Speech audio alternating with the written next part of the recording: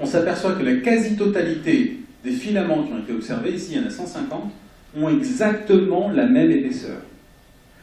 C'est une preuve observationnelle de cette universalité dont je vous parlais. C'est un des éléments de l'universalité de la microphysique qui est partout la même. C'est que la formation des étoiles a lieu dans des filaments qui ont tous la même épaisseur. Maintenant, vous allez me dire, pourquoi ont-ils tous la même épaisseur? Je passe à la suite. Non. On ne sait pas. Même dans la simulation, si elle avait marché, ça ne fait pas cette même épaisseur. Donc on en arrive à se demander si ce n'est pas le champ magnétique interstellaire qui participe à la canalisation de la matière et qui roule. Donc en magnéto-hydrodynamique, les gens essaient de simuler ça pour essayer de comprendre si ce n'est pas le champ magnétique qui favorise cette épaisseur-là et qui joue un rôle fondamental dans cette universalité.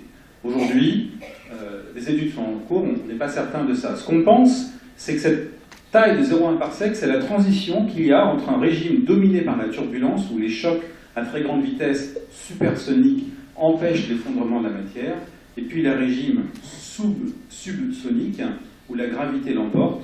Cette transition a lieu à cette taille de 0,1 parsec, et la gravité va ensuite produire des étoiles. Ce qui est troublant, c'est que si vous regardez une échelle de quelques années-lumière, une échelle de quelques centaines d'années-lumière, je ne détaille pas les diagrammes, ce que je vais vous dire, c'est la taille, de quelques centaines d'années-lumière, ou quelques dizaines de milliers d'années-lumière, et si vous considérez juste la matière dense qu'il y a dans les filaments, vous les voyez dans ces régions très résolues, et dans les galaxies entières, vous pouvez les voir parce qu'il y a une molécule, HCN, dont l'excitation n'a lieu que si la densité du gaz est suffisamment grande. Et quand vous voyez cette excitation de molécules, cette molécule qui a une excitation qui va donner une raie très très particulière dans une galaxie, vous savez qu'elle vient des régions très denses des galaxies. Vous pouvez maintenant comparer le rythme avec lequel les régions denses, aux petites échelles, sont converties en étoiles depuis la fraction d'années-lumière jusqu'à des dizaines de milliers d'années-lumière, et c'est le même partout. 4,5 10-8 fois la masse vous donne le taux de formation d'étoiles dans ces régions. Et ça, c'est une universalité remarquable, parce que les galaxies qui sont là ont toutes des formes différentes, certaines ont même des fusions, et malgré le fait qu'elles aient des fusions, elles ont, au niveau du gaz dense, exactement le même processus. C'est ce que j'ai tendance à appeler la ligne d'amnésie. En d'autres termes, quand vous rentrez dans les galaxies, dans ces nuages moléculaires, dans les régions les plus denses, où la matière est dominée par la gravité dans ces filaments, vous perdez la mémoire de l'origine aux grandes échelles de la matière. Que vous soyez une interaction ou que vous soyez une galaxie isolée, lorsque vous regardez les régions les plus denses, le rythme avec lequel les étoiles naissent est le même.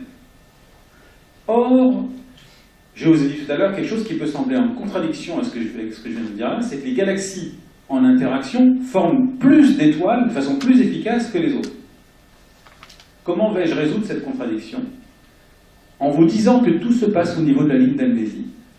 C'est-à-dire que l'élément clé n'est plus de comprendre la formation d'étoiles dans les galaxies, l'élément clé est de comprendre comment fait-on de la matière dense, ce gaz dense dans les galaxies qui va donner naissance à des étoiles à un rythme universel.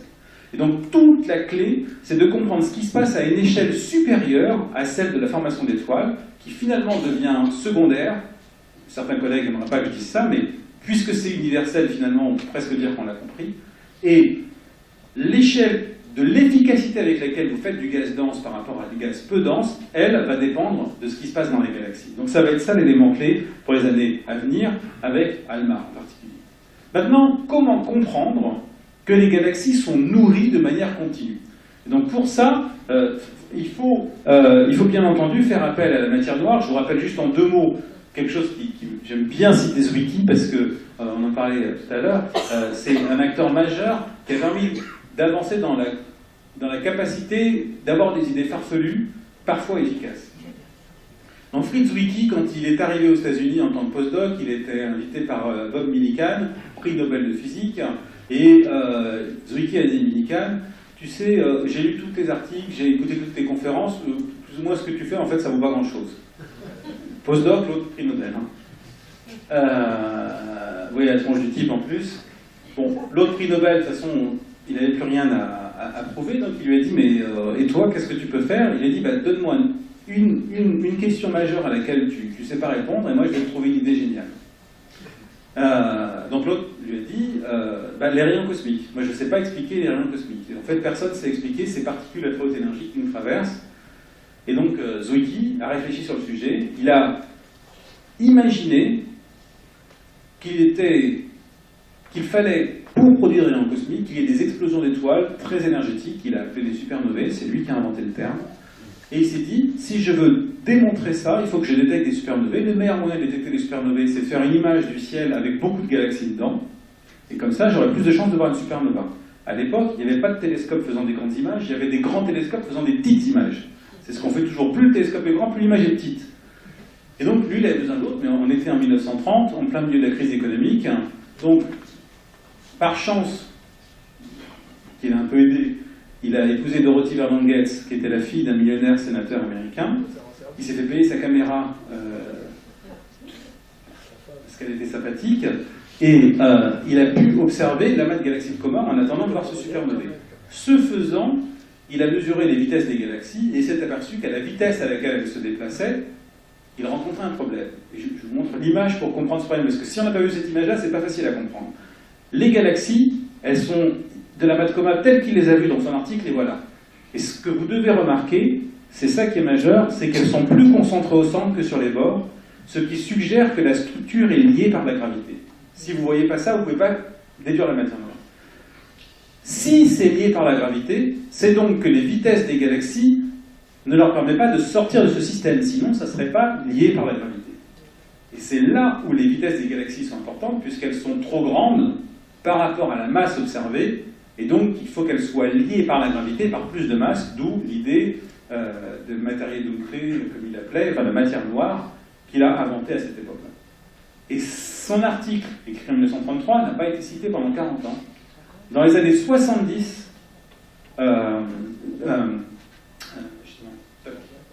ici, Vera Rubin étudie les courbes de rotation des galaxies et voit que, par exemple, le Soleil qui tourne à 220 km/s autour du centre de la Voie lactée devrait avoir quitté la Voie lactée depuis longtemps, parce que quand on comptabilise la matière qui est entre le Soleil et le centre de la Voie lactée, il ne devrait tourner qu'à 180 km/s. Et donc, il y a plus d'attraction que ce qu'on pense. Et pourquoi Vera Rubin a-t-elle pensé à la matière noire? Parce qu'elle a lu Zwicky. Et que Zwicky avait dit, il y a de la matière noire, et elle s'est dit, il a peut-être raison le Suisse, c'est vrai, il doit y avoir... C'est l'idée de Zwicky qui a germé dans l'esprit de Vera Rubin. Vera Rubin a été géniale de trouver ça. Mais c'était cet homme dont l'article a été cité 40 ans après, quand Vera Rubin a fait cette découverte. Maintenant, vous avez vos puits de potentiel gravitationnel de matière noire, et ce qu'on découvre avec des simulations maintenant à plus haute résolution, eh bien, c'est qu'effectivement, la granularité de la matière intergalactique est beaucoup moins forte que ce qu'on pensait, que la majorité de la matière qui tombe sous la forme de filaments, et ces filaments, eh bien, sont responsables de près de 70% de la croissance en masse des galaxies.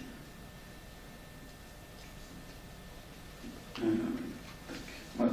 Et maintenant, on va bientôt arriver à la fin. Voici maintenant votre galaxie de tout à l'heure. Comment peut-on faire une galaxie comme ça? Eh bien, si vous laissez tomber de la matière sous l'effet de ces cathéters, dans une galaxie, dans un puits de potentiel gravitationnel de l'univers lointain, eh bien, cette matière va créer des grumeaux très massifs. Ces grumeaux très massifs vont eux-mêmes créer des effets de marée à l'intérieur de la galaxie qui vont provoquer l'effondrement de la matière vers le centre et vont participer à la transformation,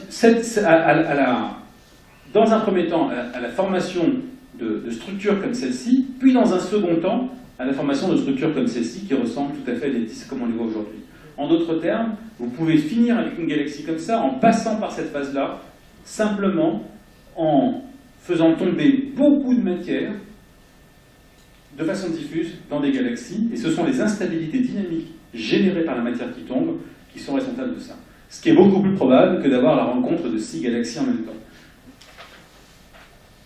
Quand on constate ce qu'on constate, c'est qu'ensuite, la régulation de la formation d'étoiles dans ces régions-là, malgré le fait que beaucoup de matière tombe, vient d'instabilité de type qu'on appelle Kelvin-Helmholtz, mais qui sont exactement la même chose qu'il y a dans les nuages qu'il y a sur Terre.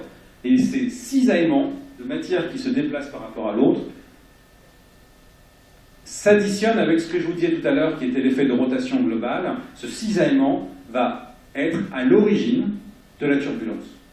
Tout à l'heure, je vous ai dit, on voit dans le milieu interstellaire de la turbulence, on en voit la signature, elle empêche la formation d'étoiles des grandes échelles, elle va former des filaments à la fin avec du champ magnétique. Mais vous auriez pu vous demander, mais d'où vient la turbulence? Parce que cette turbulence, il faut la provoquer. Il faut donner de la vitesse à la matière.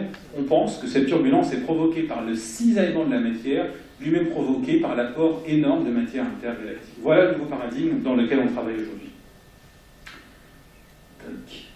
Alors, je vais conclure